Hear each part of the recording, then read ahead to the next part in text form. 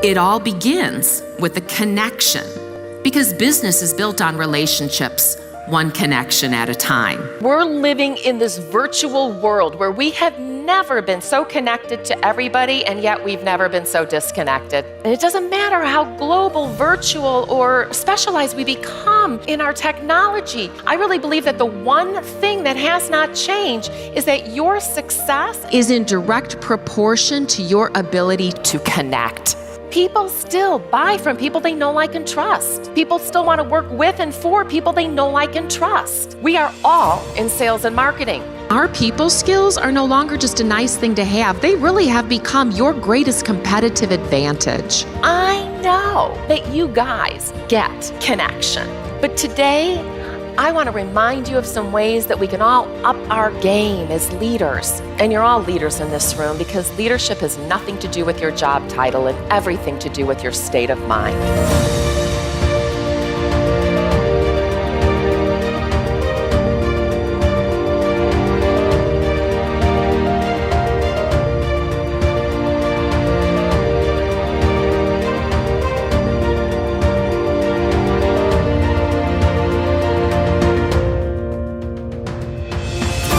And it doesn't matter if we call them soft skills, emotional intelligence, servant leadership. I don't care what you label it, but if we can't truly pay attention to someone who's right in front of us and help them identify their needs and their wants and help them grow, then we're in trouble. Human connection is key moving forward. And there's not an app for that. And in the process, you'll awaken your awareness and build greater connection with everyone. Let's say someone's sharing something with you and you've had a similar experience.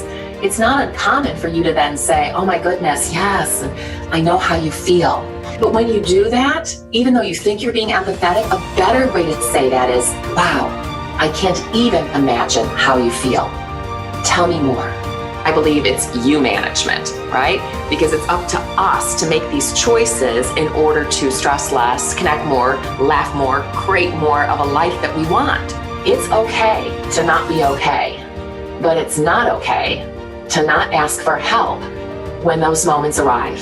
Asking for help is not a sign of weakness.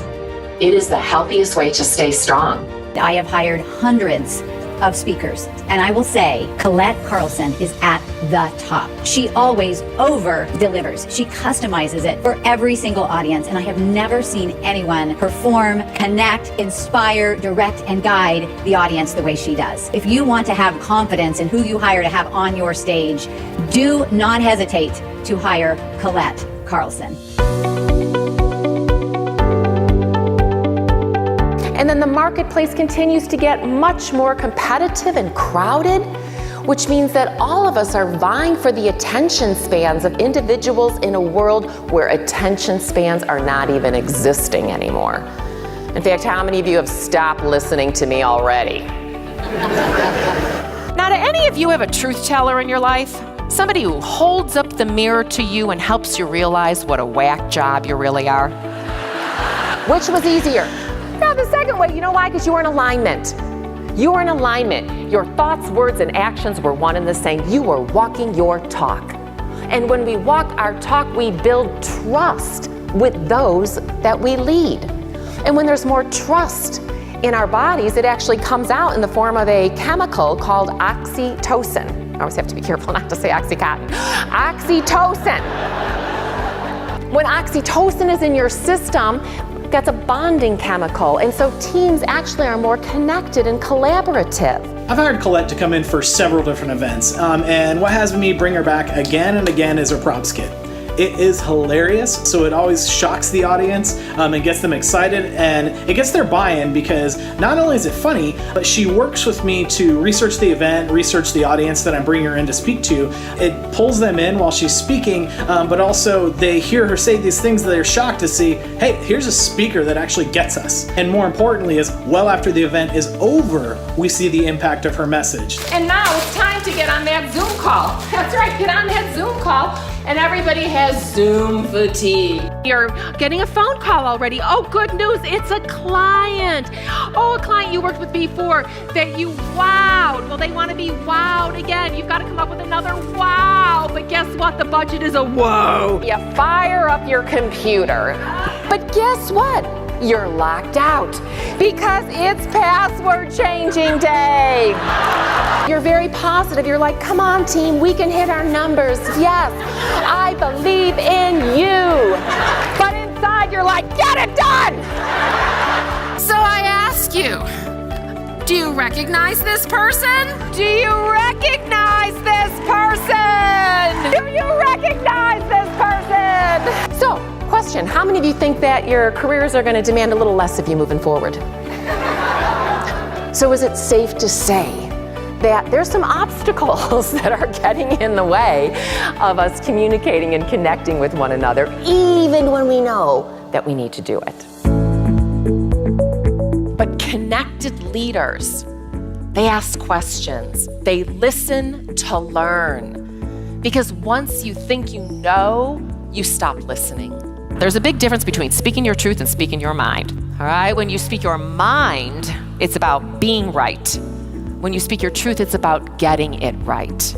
Connection begins the second another person feels valued. And the fastest way to do that is through sincere appreciation. Research continues to show that a positive environment and someone feeling appreciated helps with their creative problem-solving abilities and their desire to stay engaged. I mean, it doesn't matter how old we are, sometimes we need a fist bump in life. So go be a human highlighter. So how are you celebrating your teams? And keep in mind, this doesn't have to be elaborate. I know teams that have a duct tape award, that they pass it around for whoever held it together that week. Connected leaders also share their story. Stories go past our head and into our hearts. They're sticky, they're memorable. In fact, they say that stories are 12 times more memorable than facts. Well, when you need to get buy-in from your team, I'm sure you're all savvy enough, you're telling them the why, but are you connecting it emotionally to a story? My goal today is that we're going to break up with stress. That's it. And here's how we're going to make it happen. First of all, we need to get real about this concept of work-life balance. Because work-life balance is dead. As long as we have this image in our brains of these scales being balanced, we are always going to up our stress because we're setting ourselves up to achieve the impossible. So let's start calling it what it is. Work-life blend, work-life integration. How about life? The second thing that we really need to do if we're going to lower our stress is we've got to manage our expectations. Because the biggest mismatch in human stress is the difference between expectation and reality. And can we just start with our expectations around time?